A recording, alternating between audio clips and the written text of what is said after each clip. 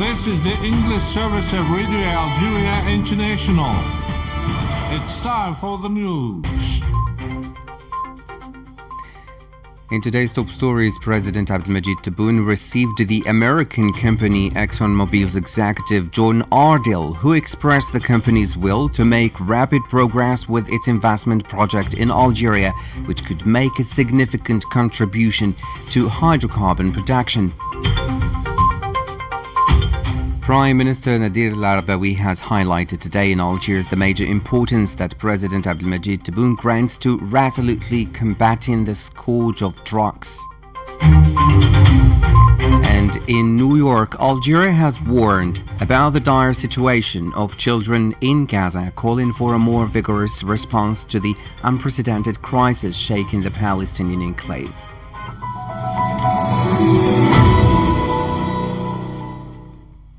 Hello and welcome on Radio Algeria International. I'm Jamal Salmani. In today's top stories, President Abdelmajid Tebboune has congratulated the Algerian people on the occasion of the new Hijra year 1447. The president wrote on his personal social media account, "May you enjoy good health every year and may Algeria remain free, proud and dignified." As we followed in our top stories, the President of the Republic, Abdelmajid Tebboune, has received a delegation from the American company ExxonMobil at the headquarters of the Presidency of the Republic. In a statement to the press after the meeting, the Vice President of the American company ExxonMobil, in charge of international exploration, John Ardell, expressed the company's desire to make rapid progress with its investment project in Algeria, which could make a significant contribution to hydrocarbon production. For the American official, the President of the Republic demonstrated a detailed and in-depth knowledge of the investment opportunities, as well as the great potential that Algeria offers, in particular for collaboration between Sonatrach and ExxonMobil within the framework of a partnership.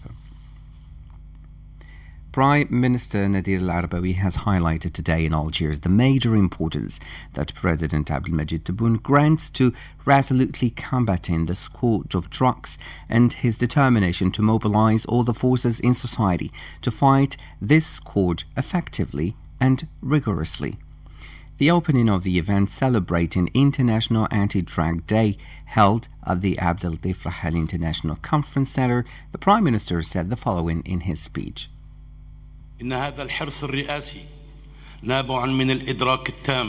presidential keenness is the result of a full awareness of the threats posed by the spread of these poisons in our society, given the diseases, social plagues, and economic damage, behavioral deviations, and health complications they cause. Perhaps what increases the danger of these threats is their link to the systematic policies of certain parties that have resorted to promoting drugs and sponsoring their smuggling as a weapon to undermine the security and stability of countries and target their youth. The increasing spread of these plagues require us to confront them, address their causes, and dry up their sources through a comprehensive and integrated strategic vision based on three elements, namely prevention, treatment, and deterrence.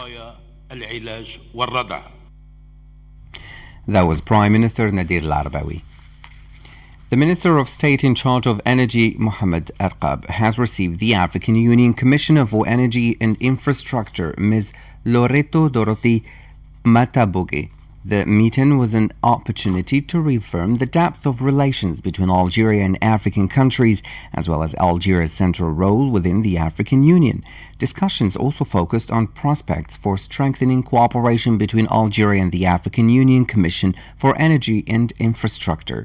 Meanwhile, the headquarters of the African Commission on Energy and Resources was inaugurated here in Algiers. Following the inauguration, Mr. Erkab told reporters the following. We celebrate the official inauguration of the headquarters of the African Commission on Energy and Resources, which is part of the African Union in Algiers, the ancestral African land committed to the principles of unity, solidarity, and complementarity within the African continent. This achievement has a very important strategic dimension in the process of strengthening African cooperation in an essential sector, namely energy, which is a key element in the pursuit of sustainable development and a basis for strengthening the economic and social sovereignty of the countries of the continent. That was the Minister of State in charge of Energy, Mohamed Arqab.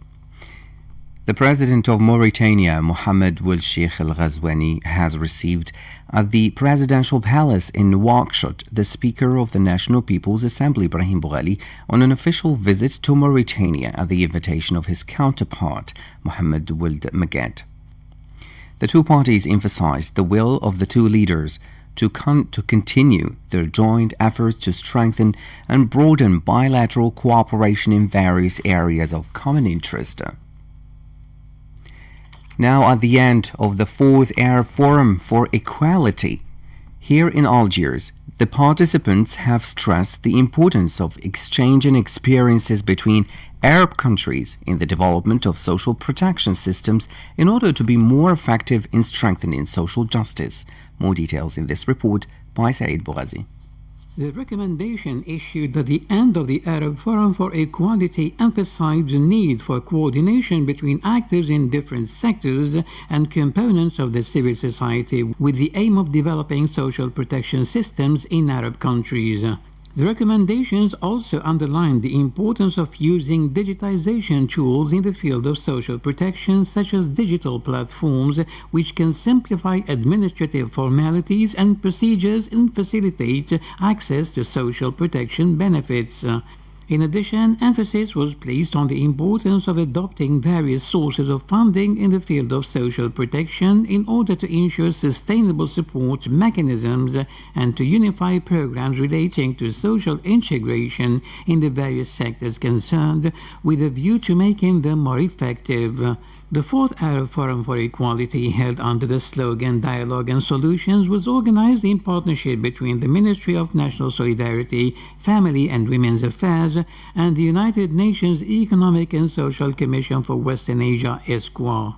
Over 2 days, the participants in the forum examined several issues related to the capacity of social protection systems to address the main forms of inequality, in addition to presenting the experiences of Arab countries in reducing inequalities and international best practices in this area.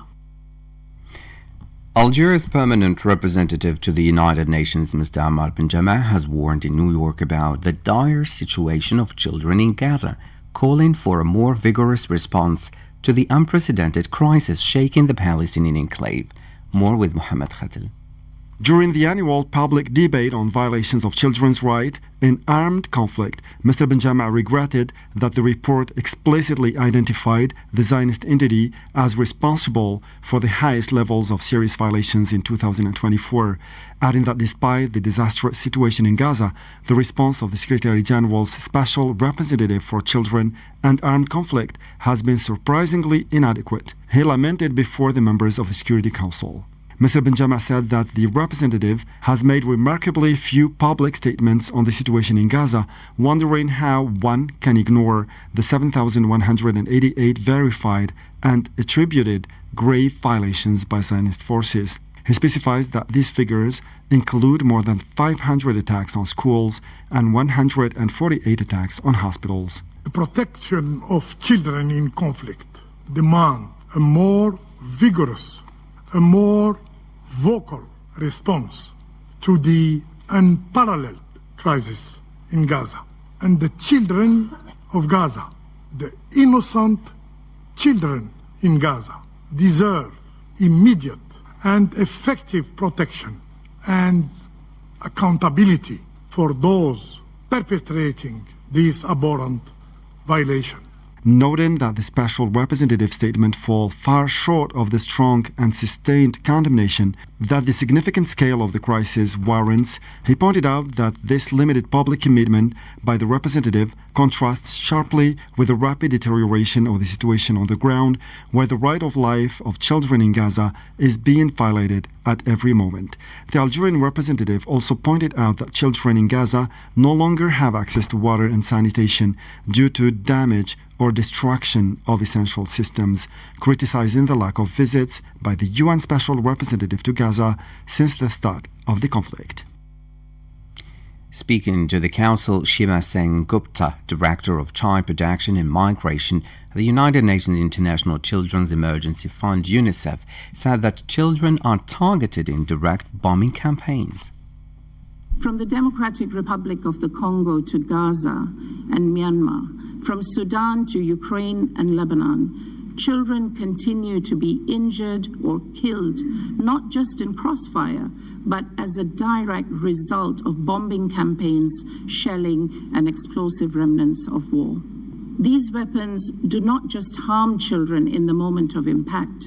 The destruction to water systems, electricity, homes, hospitals, schools, and playgrounds directly impact children's access to health, education, safe water, a safe place to play and sleep, the very foundations of childhood.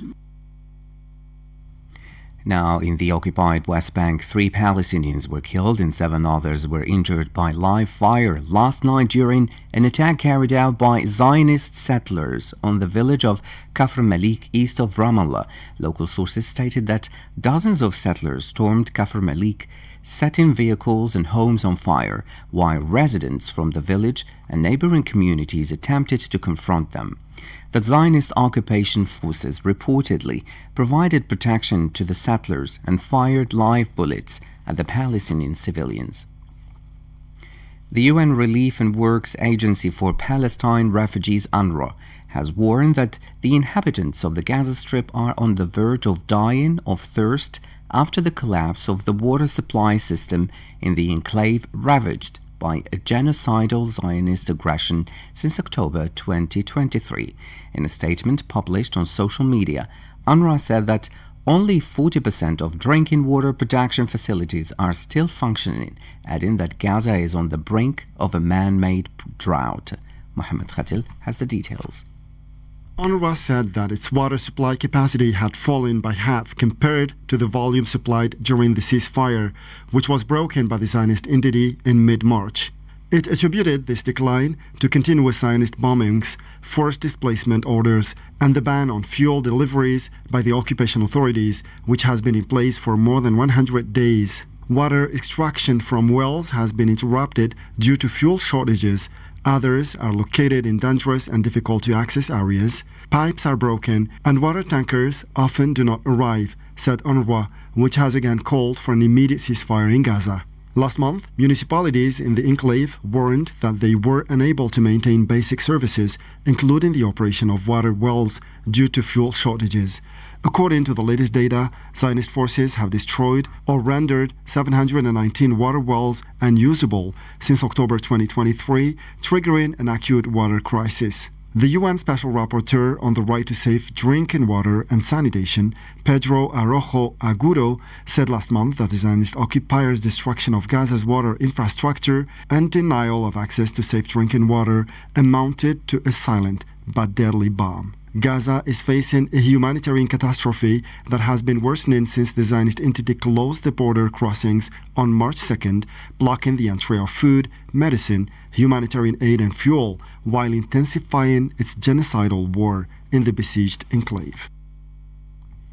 You're still listening to Radio Algeria International. This is the English service. The Iranian Foreign Ministry has said that Iran's nuclear facilities were significantly damaged during the Zionist aggression. The spokesman, Ismail Bakai, of the ministry said that our nuclear facilities have been significantly damaged. That is certain because they have been targeted by repeated attacks by Zionist aggressors. End of quote. Let's recall that yesterday the Iranian parliament voted in favor of suspending cooperation with the International Atomic Energy Agency. Now, in Sudan, the number of suspected cholera cases reported in June was 40 times lower than in May, according to the United Nations Office for the Coordination of Humanitarian Affairs, OCHA, which warned that a resurgence of cases is expected in July and August during the rainy season, Said Bouhazi reports. OCHA said that the number of new suspected cholera cases has fallen sharply in recent weeks.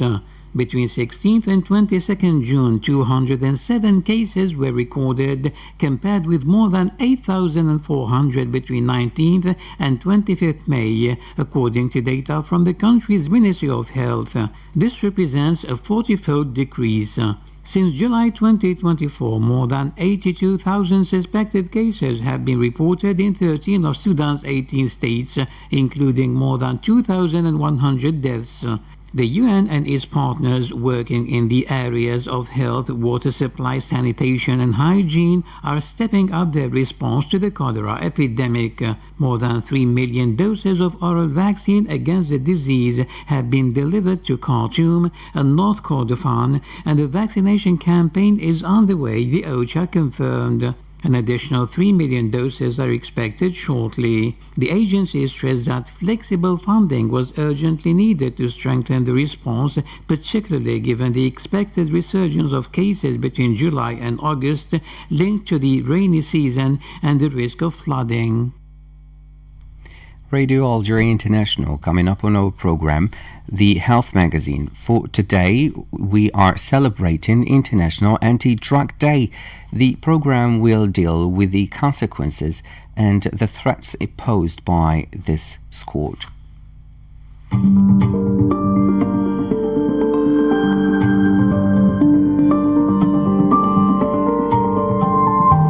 Today's edition of your weekly program, The Health Magazine, will try and shed light on a very serious and dangerous phenomenon that threatens the health and life of millions of people around the world, notably the youth.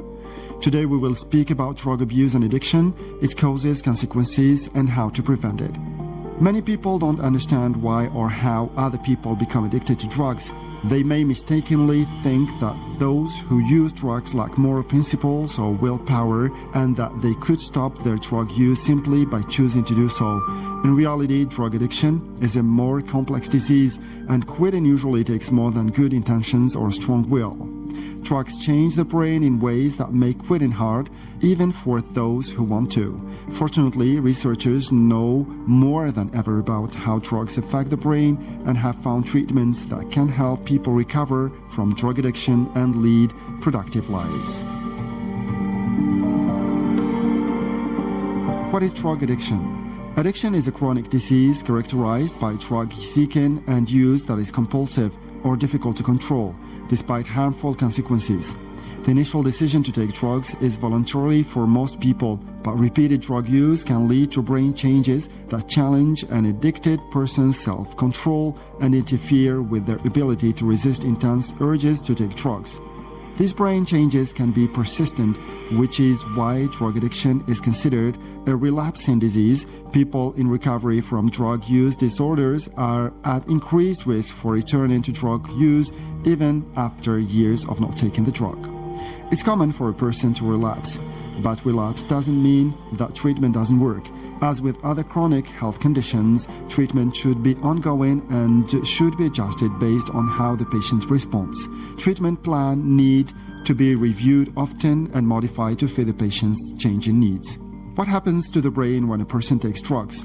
Most drugs affect the brain's reward circuit by flooding it with the chemical messenger dopamine. This reward system controls the body's ability to feel pleasure and motivates a person to repeat behaviors needed to thrive, such as eating and spending time with loved ones.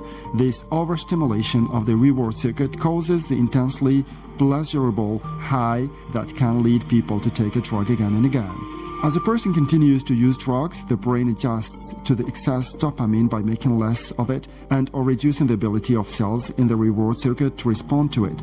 This reduces the high that the person feels compared to the high they felt when first taking the drug, an effect known as tolerance. They might take more of the drug trying to achieve the same dopamine high. It can also cause them to get less pleasure from other things they once enjoyed, like food or social activities. Long-term use also causes changes in other brain chemical systems and circuits as well, affecting functions that include learning, judgment, decision-making, stress, memory, and behavior.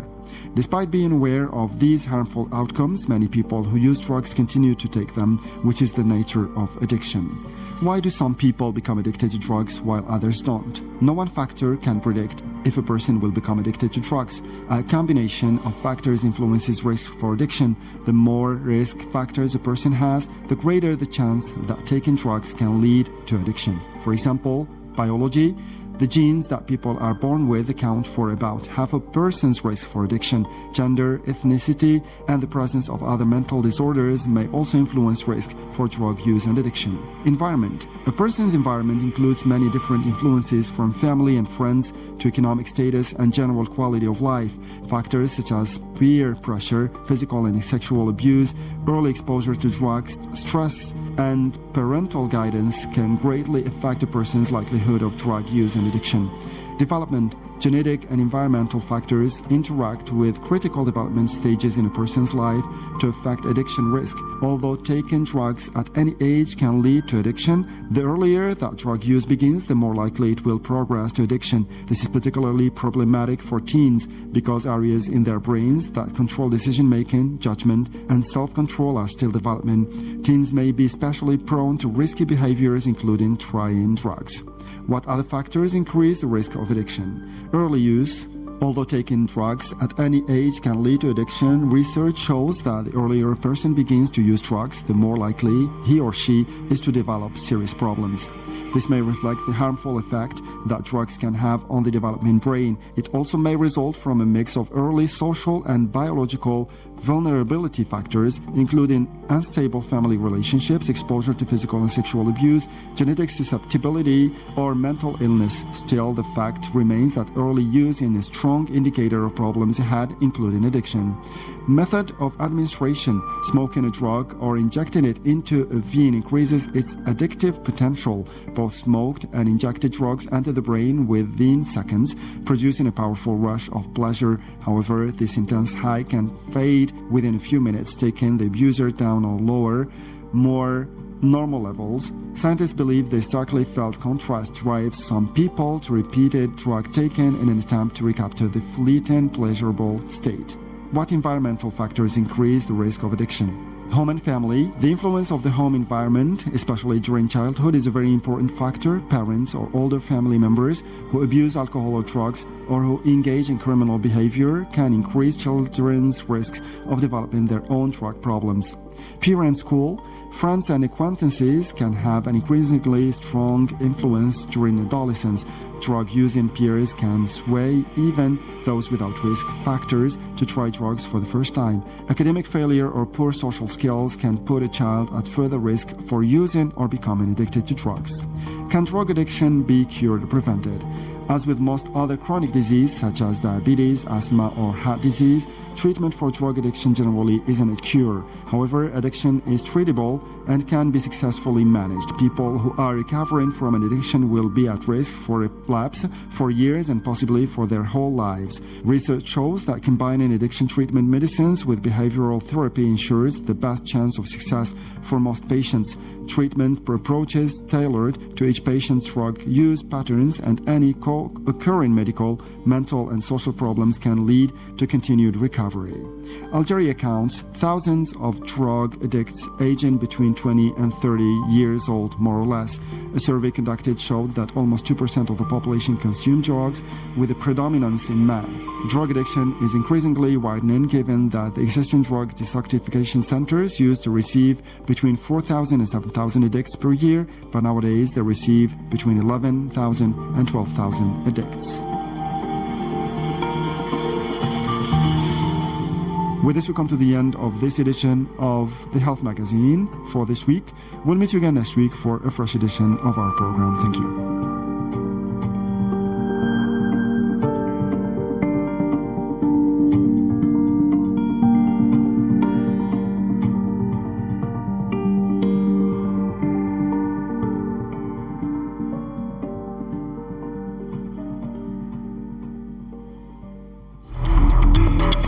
مع إذاعة الجزائر الدولية.